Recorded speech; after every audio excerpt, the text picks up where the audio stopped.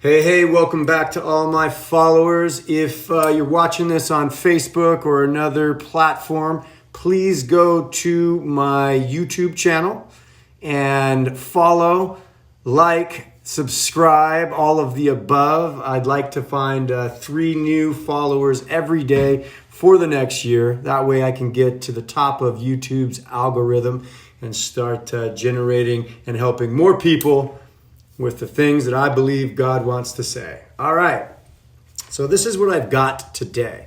This morning during my devotional, which is where I get most of my inspiration, God brought this issue up to me again, and it is the palatable, disheartening issue of shame.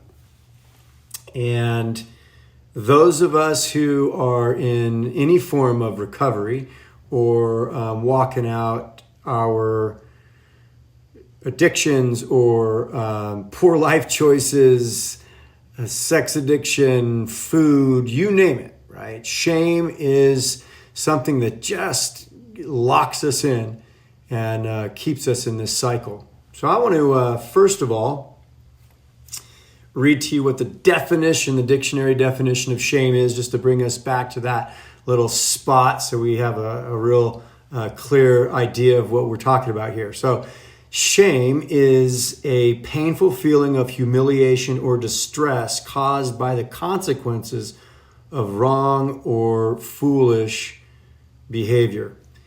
And boy, those of us who have struggled with addiction have certainly had our fair share of wrong and foolish behavior. I know that our addiction tends to lead us into things in life. The addiction's a problem, don't get me wrong, but our addiction tends to lead us places and allow for opportunity to do things that just, breeds this shame.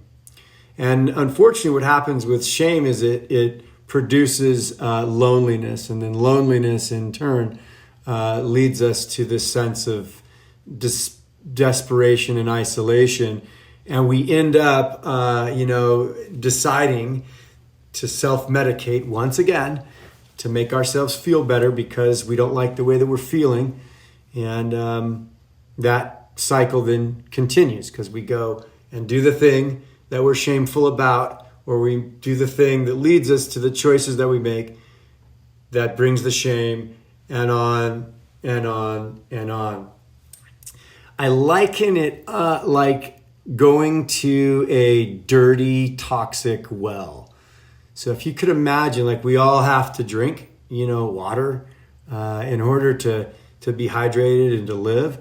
But what we keep doing is we keep drawing from a well that's full of sickness. And we know when we take the same water that's making us sick, that it's going to lead us to the same results again and again.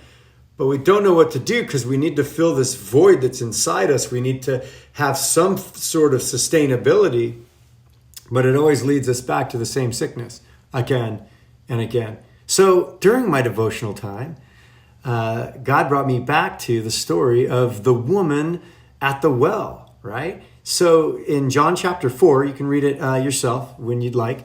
I'll recap the story for you. Jesus meets this woman at the well, right? Now, it's a Samaritan woman, and Samaritans, as a general rule, not a race issue. It had to do with this history that the Jewish people had with the Samaritan people and the worship of God and stuff. There was some stuff there. Anyway, that's theology. We could get into that another time. Bottom line is they used to go to great lengths to travel around Samaria so that they didn't have to encounter, the Samaritan people. And yet, Jesus goes during the heat of the day to this well. He sends the disciples into town to get some food, and lo and behold, this woman shows up. And this woman shows up at the well, which is outside the box because women used to congregate together and do all of these chores and so forth together. They would go to the river and wash together. They would come go to the well and get water for their families together, everything. So this woman being alone, was just this it was isolating. I'm sure there was some issue there. And so Jesus starts to talk to her, and she's even shocked that he's talking to her, knowing that Jesus, was a Jew. And so he asks her to give him some water. And they start talking. And then Jesus tells her that he has some living water, that if she was to drink, she would never thirst again. And she says, "Where's this water?" And he says, knowing in advance, right? He says, "Go get your husband and I'll tell you." Right? And so she says, "Well, I'm not married. Like, I don't have a husband." Well, Jesus knew that. So he says to her, just by way of communication, knowing that he knows everything, right? He says, "You're right in saying that. You've had 5 husbands. And the guy that you're with now, like, you're not even married to him." And Jesus didn't do this to shame her. Jesus wasn't out to point out the fact or to shame her. He was there to have this encounter with her, to bring her to the living water, so that when she took from this water, she would never thirst again. She would never draw from the same toxic behaviors, that same old well that was making her sick, those same decisions, those same life choices that continued to plague her. Oftentimes, people see this story and they just imagine that there's this woman, and maybe she's a little bit younger. They don't know, and they just assume, oh, it's this woman who's, been married a few times and now she's, living with this other dude. There's a very good chance that she had kids. You know what I mean? She might have had 3 or 4 or 5 baby daddies. Like, be realistic. So if she got married and, you know what I mean? Like, and then there's the other thing. What if she got married and she couldn't have kids? And so these men, shamed her and threw her out because they were whatever, And then so she went from one to another. And now she's just living with somebody, not married to that person either. The point of the story is to say that Jesus says, I've got some living water for you, right? And if you drink from this, you will never be thirsty again. And so at the end of the day, what he's saying is there is only a spiritual solution for what's going on in your life. There's only a spiritual solution for what ails you.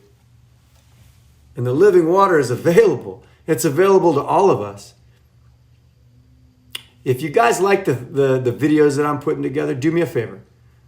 Subscribe, like, follow, and share. I'd love for you guys to communicate with me. You can hit me up on Messenger. You can throw in the text feed, some comments. Love to interact with you. Anyways, God bless you guys. Have a great, great day, and we'll do this again.